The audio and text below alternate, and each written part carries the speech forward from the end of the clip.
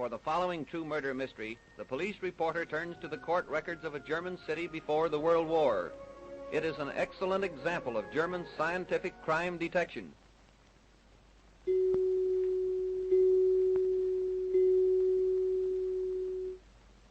The time is early in August, about 24 years ago. We discovered a young woman and a man in earnest conversation. The scene, a deserted part of the extensive grounds of an open-air beer garden called the Grosse Garten in the city of Dresden, Germany. Why won't you marry me, Mitzi? I'm not ready to settle down. If I marry you, I'll have to give up my dancing. What does your dancing amount to? The best work you'll ever get is in beer gardens. But I love to dance. You don't earn enough to keep you. I live, don't I? But how? By being nice to the customers so they'll buy me my meals. How can you be so callous about such things, Mitzi? Nice girls don't even talk about strange men buying them meals, much less letting them do it. Well, perhaps I'm not a nice girl. It drives me mad when you talk like that, Mitzi. Oh, forget about me, Heinrich. If I did marry you, we could never get along. I earn a good salary. You'd never have to worry about money. Money doesn't worry me. There are lots of ways of getting money. I was never cut out to be a housewife, so let's forget about it. You like me, don't you? Sure, I like all men, but I don't have to love any of them. Are you trying to tell me you don't care for me? Of course not. I like you, Heinrich. Like you just as much as I do the others. But no more? No. Mitzi, will you go to dinner with me? I can't. Why not? I've got a date. Always other men. Not always, Heinrich. Sometimes it's you. Well, you don't have to be continually talking about them when you're with me, do you? I didn't invite you on this walk, and I didn't start the conversation. Give up these other men, will you, Mitzi? Why should I? Because I've asked you to.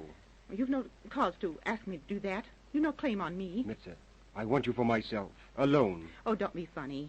You don't mean anything to me. No more than these other men? These men who buy you your dinners? No. Then you've been leading me on, just for what you could get out of me. That isn't true. I haven't been leading you on. It's you who's been chasing me. I've given you companionship and a good time, haven't I? Yes, but... And if you wanted to give me things, who am I that I shouldn't take them? Mitzi, whatever I've given you was because I loved you. If you're going to start on that again, I'm going back. Then you won't give up these others? Oh, don't make me laugh. I'm going to the casino where there's pleasanter company. Oh, wait, Mitzi. Let go of my arm. Promise to give up these others. I've listened to enough of your foolishness. Let me go. I won't let you go. I'll never let you go. You want me to call for help? Oh, you wouldn't do that. I will if you don't let me go. Mitzi, I've begged and pleaded with you. Now I'm warning you. If I ever see you with another man, I'm going to kill you. I'll do it, Mitzi, so help me I will. Are you through? For the present, yes. Then let go of my arm. Remember, I've warned you. Oh, so kind of you, Heinrich. Well, goodbye. Where are you going? Where do you suppose? To keep a date, you fool. Oh, Mitzi, come back.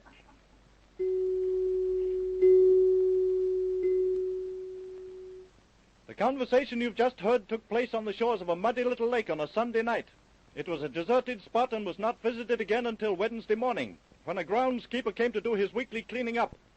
Before his task was well started, he had a glimpse of something that caused him to run for the police as quickly as his legs would carry him. Right this way, officer, and I'll show you. So you think it's a dead woman, huh? Yes, sir. You're sure someone hasn't been playing a joke and put a dummy there to frighten you? This is no dummy, you'll see. Well, where is it? Right over there on the edge of the lake, halfway in the water. Well, what are you waiting for? I don't want to go any closer. Come on, it won't hurt you. Not if I stay here, it won't. Well, you can make up your mind you're coming with me. Well, if I have to, I have to, but there it is, right at your feet. It's a dead woman, all right. Well, come on, help me pull her out. Who, me? Oh, come on, she won't bite you. Well, if I must, I must. But it ain't part of my job pulling dead people out of lakes. I don't like it. Come on, grab a hold of her feet. I'll wade in and get her by the shoulders. Now, you got her? Yeah, I've got her. But I won't sleep for a week after this. Well, let's go. What'll we do with her? Put her on that grass plot there. Is this all right? Yeah, put her down. Oh, I can't think of anything I'd rather do. Now, turn her over on her back. Oh, you do it. Handling dead people's more in your line. All right. There. Now take a look at her. You can think of more unpleasant things to make me do. Must I look at her? Of course you must. How can I identify it? Well, all right then. Have you ever seen her before? Well, I'll be... Do you know her? Yeah. She's one of the dancers at the casino. Mitzi Denise. You know anything about her? Me? No, but I think the boss can tell you all you want to know. Well, I'll have to see him later. Say, officer, do you think she drowned herself? No. Take a look at the side of her neck. Oh. 4 stab wounds. Hey, this is murder. It couldn't be suicide. Oh, my gosh. The boss will be mad when he finds it out. Who do you think did it? Well, let's take a look around and see if we can find any clues. You didn't see any this morning, did you? See any what? Clues. I wouldn't know one if I fell over Well, it. did you pick up anything around here? Well, just an old outing hat that was laying about 4 feet from the body. Well, where is it? It's in my trash bag. Well, get it right away. It might be the one thing that'll lead us to the murderer. Well, how could an old outing hat lead you to a murderer? Stranger things than that have happened, my man. So bring it to me and I'll get busy.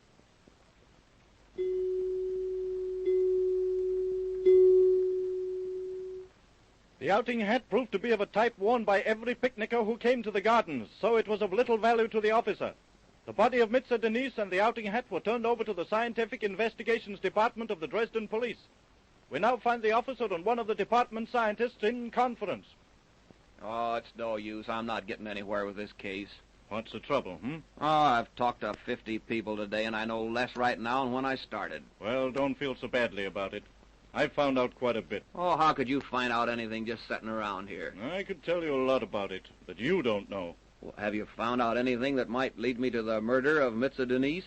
I can tell you what the murderer's business is and when the crime was committed. You mean you know who did it? No, I'm not quite as clever as all that, but I can give you considerable to work on. Well, let's have it. Well, my investigations lead me to believe that Mitzi Denise was killed by a jeweler sometime last Sunday night. But the coroner doesn't think she's been dead as long as that. He says she hasn't been dead for 24 hours. That isn't possible. This murder was committed Sunday night.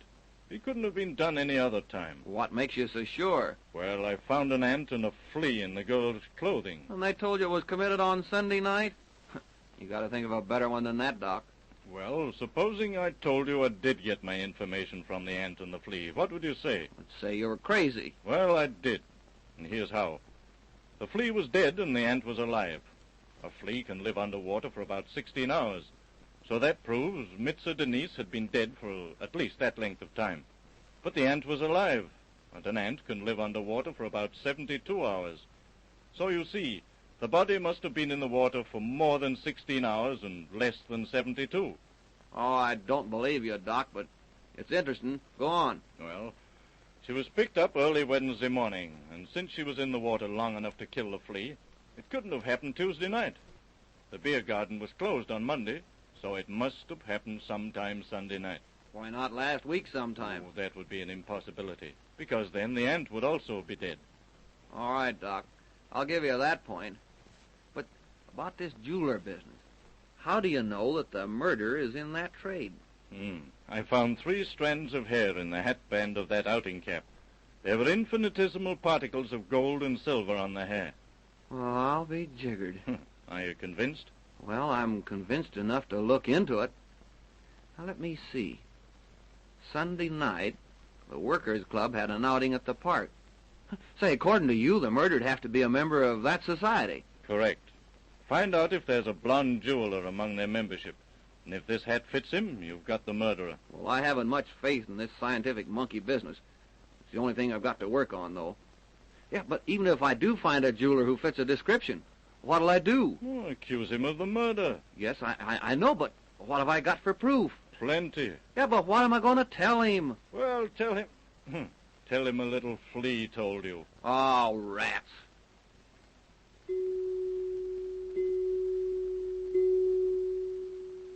The officer got the membership lists of the Workers' Club, and starting with the A's, he went down the alphabet, questioning all who were at the picnic. We find him at the house of Heinrich Poller, one of the members. Herr Poller, are you a member of the Workers' Club? Yes, I am. You were at their outing last Sunday night? Yes. Did you know Mitzi Denise? You mean the dancer? Yes. I've seen her. Were you acquainted with her personally? Why, no. Well, now, think carefully, Herr Poller. Are you sure you didn't know Mitzi Denise? I'd been out with her 2 or 3 times. Why didn't you say so in the first place? I didn't want my employer to find out I'd been going out with a dancer. You see, officer, I'm a gold worker. A gold worker? Yes. Say, that's a jeweler, isn't it? That's right. You were afraid your employer might think you were stealing his gold to spend on her, huh? That's it exactly. I see. What size hat do you wear, Poller? 7 1/8. What size did you say? 7 1/8. Oh, gee. Now I'm stuck. What do you mean? Well, one of our scientific detectives down at headquarters told me to look for a blond man who was a jeweler by trade and who was a member of the Workers' Club with a 7 1/8 head size. Well, I fit that description perfectly. Well, that's just it. He said when I found the man, I was to arrest him for the murder of Mitzi Denise. Well, Well, no, I don't know what to do. if I were you, I'd do as I was told. You mean that you did it? That you murdered this dancer? Yes, and I've been waiting for you to come and get me. I didn't hope or expect to get away with it. I knew you'd find me, and I wanted you to. Why did you keep me waiting so long? Well, it's been a very difficult case. I didn't try to make it so. Remember, anything that you say may be used as evidence against you. I want you to use it. I killed Mitzi because she wouldn't have me, and I wasn't going to let anyone else have her if I couldn't. Well, ever since I did it, every move, every corner I've turned, I've expected some policeman to take me in charge. Now it's happened, and I'm glad of it. I'm ready to go now. Well, I'm a monkey's uncle. And what kind of a man is this? A man who's sorry for what he's done and wants to take his punishment.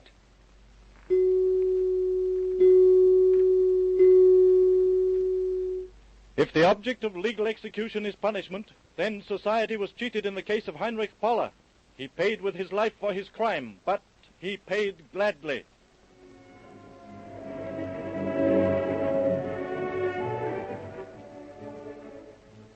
And so the police reporter comes to the end of another true story of a crime.